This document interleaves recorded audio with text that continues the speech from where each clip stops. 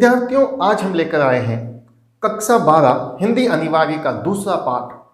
कवि हैं आलोक धनवा और उनकी कविता है पतंग। आलोक धनवा बिहार के एक सुप्रसिद्ध हिंदी कवि हैं जिन्होंने ज़्यादा रचनाएं तो नहीं लिखी, बहुत कम रचनाएं लिखी, लेकिन जो भी लिखी वो आधुनिक कविताओं का एक बहुत ही अच्छा संग्रह है और उस संग्रह का नाम है दुनिया रोज बनती है। उसी दुनिया रोज बनती है में से हमारी यह कविता ली गई है जिसका नाम है पतंग। पतंग कविता एक लंबी कविता है और उस कविता का केवल तीसरा भाग हमारी इस पाठ्य पुस्तक में दिया गया है। तो आज हम उसी तीसरे भाग की, जो हमारी पाठ्य पुस्तक में कविता है पतंग, उसकी विस्तृत व्याख्या एक एक शब्द के अर्थ सहित हम यहाँ समझने का प्रयास करेंगे और मुझे विश्वास है कि मैं आपको बहुत ही अच्छे तरीके से यहाँ समझा पाऊंगा। तो शुरू करते हैं ये कविता पतंग। पतंग कविता एक ऋतु के माध्यम से बाल सुलभ चेष्टाओं को बताया गया है। बच्चों का मन कैसा होता है, उनका तन कैसा होता है, उनकी चेष्टाएं कैसी होती हैं, उसी को विभिन्न अलग अलग बिंबों के माध्यम से इस कविता में स्पष्ट किया गया है। पहले मैं आपको यह बता दूं कि बिंब क्या होता है। मैं इसकी परिभाषा में नहीं जाऊंगा, आपको साधारण भाषा में समझाने का प्रयास करूंगा। आप सोचिए, कोई चीज आपके समक्ष है और वो आपको कैसी दिखाई देती है।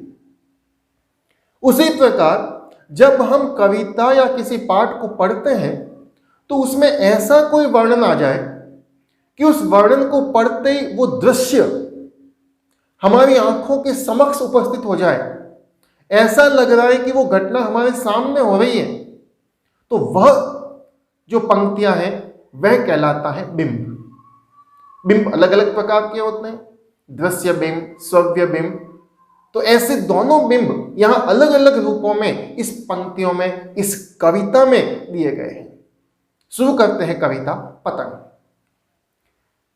सबसे तेज बौछारे गई, भादो गया, सवेरा हुआ, खरगोश की आंखों जैसा लाल सवेरा। शरद आया पुलों को पार करते हुए, अपनी नई चमकीली साइकिल तेज चलाते हुए, घंटी बजाते हुए, जोर जोर से चमकीले इशारों से बुलाते हुए पतंग उड़ाने वाले बच्चों के झुंड को। सबसे तेज बौछारे गई। बौछारे, बरसात की बौछारे, बरसात की फुहारे, बरसात की ऋतु, जो भादो महीना, आगे शब्द आया है भादो गया। हिंदी के 12 मास माने गए हैं, चैत्र, वैशाख, ज्येष्ठ, आषाढ़, श्रावण, भाद्रपद। उसी में से जो श्रावण और भाद्रपद, ये 2 ऋतुएं बरसात की ऋतु मानी गई हैं। और भादो ऋतु अर्थात भाद्रपद वह ऋतु होती है जिसमें सर्वाधिक तीव्र वर्षा होती है, चारों ओर अंधकार छा जाता है और जोर से बारिश होती है। अब कवि यहां वर्णन कर रहा है कि भादो का महीना जा चुका है, अर्थात बरसात ऋतु समाप्त हो चुकी है। सवेरा हुआ, यानी सवेरा अर्थात सुबह, सुबह हो गई है। खरगोश की आंखों जैसा लाल सवेरा। सवेरा को बताया है कि वो कैसा है। वह सवेरा है खरगोश की आंखें जिस प्रकार से लाल होती हैं, उसी प्रकार सूर्य जब सुबह उग गया है, चारों ओर जो हरियाली का वातावरण है, जो बरसात की ऋतु थी वो जा चुकी है, आसमान साफ हो चुका है, निर्मल हो चुका है। तो अब उस साफ आकाश में सूर्य की रोशनी हल्की लालिमा लिए हुए दिखाई देती हैं। वो ऐसी लग रही हैं जैसे किसी खरगोश की आंखें हो। शरद आया, शरद ऋतु आ चुकी है। ऋतुएं मैं आपको बता दूं 6 होती हैं भारत में, और वो 6 ऋतुएं कौन कौन सी हैं, उन 6 ऋतुओं के बारे में मैं आपको जानकारी दे दूं। 6 ऋतुएं हैं वसंत, ग्रीष्म, वर्षा, शरद, हेमंत और शिशिर। इन 6 ऋतुओं में से वर्षा ऋतु के बाद यानी कि श्रावण और भाद्रपद के बाद जो ऋतु आती है वह होती है शरद ऋतु। और लगभग हमारे अंग्रेजी मास की बात करें तो वह होता है लगभग अक्टूबर से नवंबर का महीना। तो शरद आया, शरद आ चुका है। कैसे आया अब ये देखना, पुलों को पार करते हुए। अब ये पुल क्या है, यहां दो अर्थों में लिया गया है पुल। एक अर्थ तो हम ये ले सकते हैं कि अभी वर्षा की ऋतु गई है, चारों ओर पानी ही पानी जो हुआ है, नदियां बह रही हैं, तो इसलिए नदी को पार करके आने के लिए उसे उस पुल पर से चल करके आना पड़ेगा, इसलिए पुल शब्द का प्रयोग किया है। एक पुल शब्द का अर्थ है पिछली शरद ऋतु से इस शरद ऋतु तक आने में जो शेष 5 ऋतुएं बीच में आई, उन 5 ऋतुओं को इसने कहा है शरद। यानी शरद से वापस हेमंत, शिशिर, वसंत, ग्रीष्म, वर्षा और फिर शरद। तो ये जो शेष 5 ऋतुएं थी उन्हें उसने कहा है पुल, पुलों को पार करते हुए।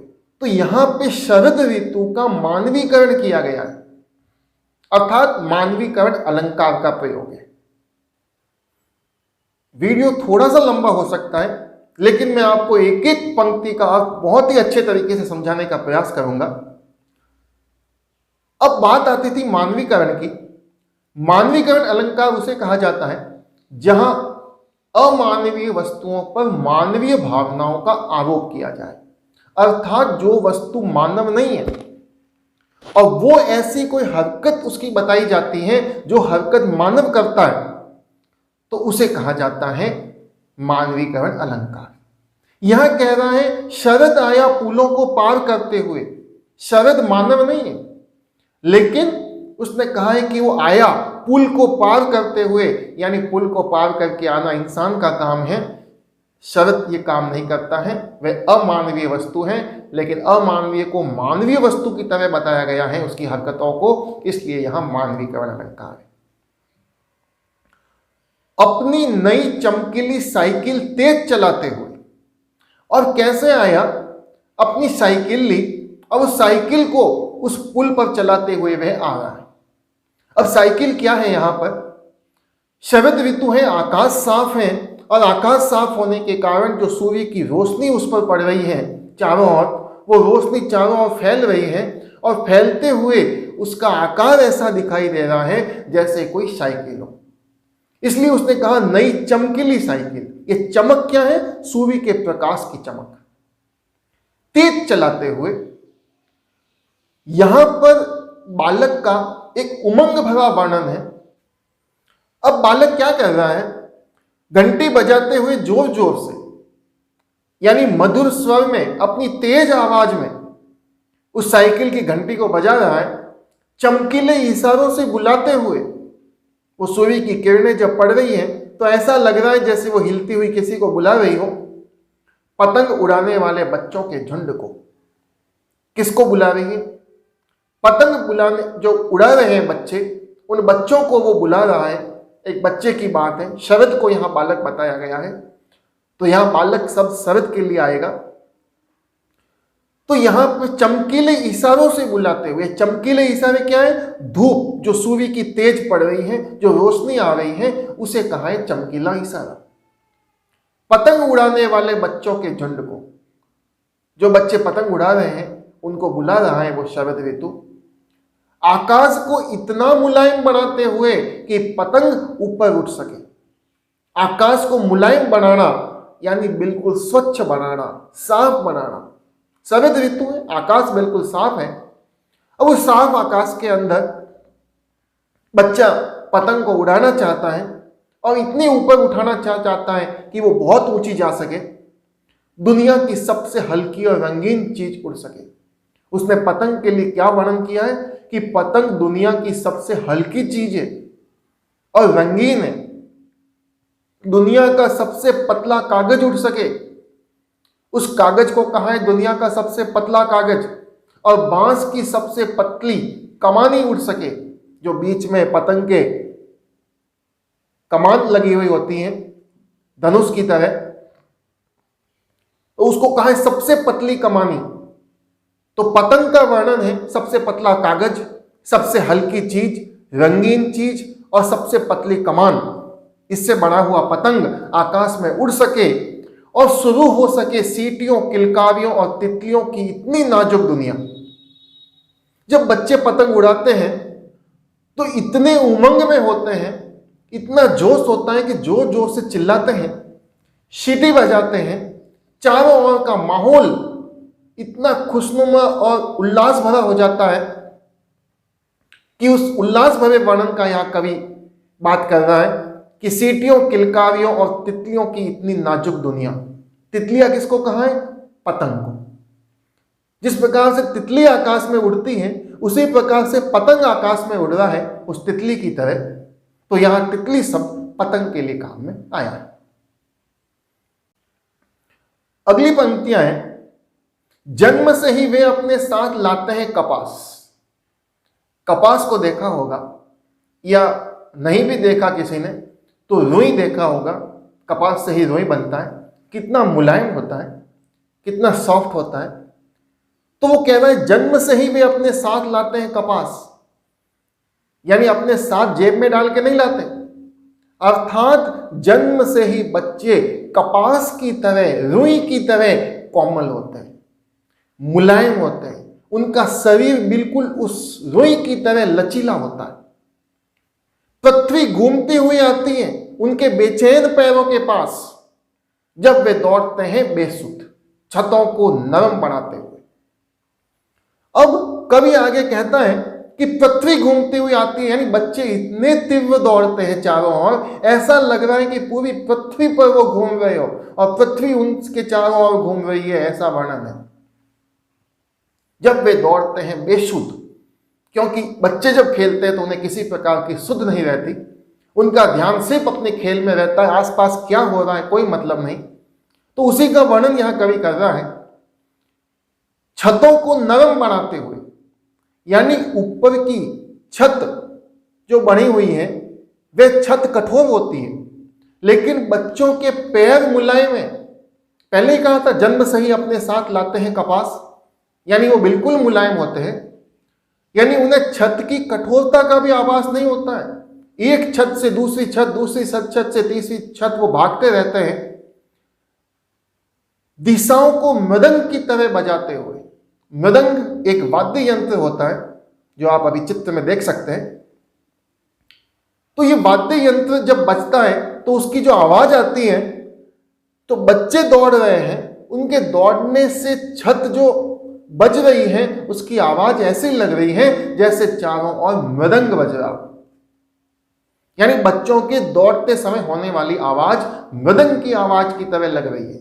तो यहां पर श्रव्य बिंब का प्रयोग हुआ है क्योंकि ये सुनने वाली बात है और आंखों के समक्ष ऐसे आ रही है हमारे सामने कि हमारे कानों में वो मृदंग की आवाज गूंज रही है। जब वे पैंग भरते हुए चले आते हैं, पैंग कहा जाता है झूला जब झूलता है तो एक जगह से जाता है फिर वापस उसी जगह आता है। उसी प्रकार से बच्चों को कहा है कि बच्चे अपने कदम बढ़ाते हुए एक छत से दूसरी छत जाते हैं, दूसरी से वापस पहले आते हैं, ऐसे करके वो उस झूले की तरह वापस उसी स्थान पर लौट आते हैं, आगे जाते हैं, फिर आगे दूसरी छत पे जाते हैं, फिर अपनी छत पे आ जाते हैं। डाल की तरह लचीले वेग से, अक्सर जिस प्रकार से डाल पर झूला झूलता है और वो लचीली होती है डाल, उसी प्रकार से बच्चों के शरीर अत्यंत लचीले हैं। उसी की तुलना डाल से की गई है।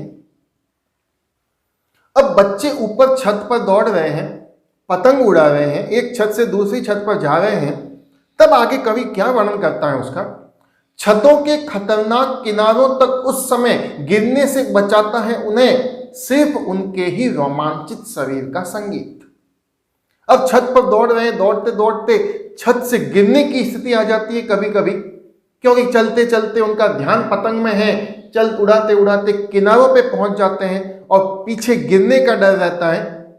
लेकिन उनको गिरने से बचाता भी कौन है? उनका ही रोमांचित, यानी हल्का, कोमल, लचीला उनका जो शरीर है वो शरीर ही उनको गिरने से बचा लेता है। पतंगों की धड़कती ऊंचाइयां उन्हें थाम लेती हैं महज एक धागे के सहारे। जिस प्रकार से पतंग को किसने पकड़ रखा है? उस धागे में। उस धागे के सहारे वो पतंग बंधा हुआ है। उसी प्रकार से बच्चे भी अपने उस लचीले शरीर के सहारे बंधे हुए हैं, इसलिए उन्हें कोई नुकसान नहीं हो पा रहा है। पतंगों के साथ साथ वे भी उड़ रहे हैं। कौन? बच्चे। बच्चों का मन। जिस प्रकार से पतंग आकाश में उड़ती हैं, उसी प्रकार बच्चों का मन भी अलग अलग स्थान पर जा रहा है, घूम रहा है अपने रंध्रों के सहारे। यहां पे शब्द आया था साथ साथ। यहां पर पुनरुक्ति प्रकाश अलंकार का प्रयोग है। जब वाक्य में कोई शब्द दो या दो से अधिक बार आए, एक ही जैसा शब्द, और उनके एक जैसे अर्थ हो, तो वहां पर पुनरुक्ति प्रकाश अलंकार होता है। लेकिन यदि दोनों शब्दों का अर्थ अलग अलग हो, तो वहां पर यमक अलंकार होता है। यहां साथ साथ एक ही अर्थ है, इसलिए यहां पर पुनरुक्ति प्रकाश अलंकार का प्रयोग हुआ है। अगली पंक्तियां हम देखें। अगर वे कभी गिरते हैं छतों के खतरनाक किनारे पे और बच जाते हैं तब तो। कभी कहता है कि मान लो वो छत के किनारे पर पहुंच गए दौड़ते दौड़ते या पतंग को उड़ाते उड़ाते, और उस किनारे से गिरने लग जाते हैं, लेकिन गिर नहीं पाते, गिरने से बच जाते हैं और भी निडर होकर सुनहले सूरज के सामने आए, तो तब उनका उत्साह और बढ़ जाता है, वो जोश और बढ़ जाता है कि नहीं, मेरे को कुछ नहीं हो सकता। तो वो दूसरे दिन और ज्यादा जोश के साथ पतंग उड़ाना शुरू करते हैं और ज्यादा क्रियाशील हो जाते हैं। किसकी तरह? सुनहले सूरज के सामने। जिस प्रकार से सूरज तेजस्वी होता है, उसी बिल्कुल जोश भरा होता है, ओजस्वी होता है, उसी प्रकार बचने के कारण बच्चों का ओजस्विता, बच्चों की ओजस्विता, बच्चों का क्रियाशील होना, बच्चों का जोश और ज्यादा बढ़ जाता है। वे बिल्कुल निडर हो जाते हैं। उसके बाद पृथ्वी और भी तेज घूमती हुई आती है उनके बेचैन पैरों के पास, यानी वो और तेज गति से चारों ओर घूमते हैं, दौड़ते हैं छतों पे। पृथ्वी घूमती है, यानी वो बच्चे घूम रहे हैं, बच्चे दौड़ रहे हैं इधर उधर। उनके दौड़ने और घूमने की स्पीड, गति और भी तेज गति से बढ़ जाती है।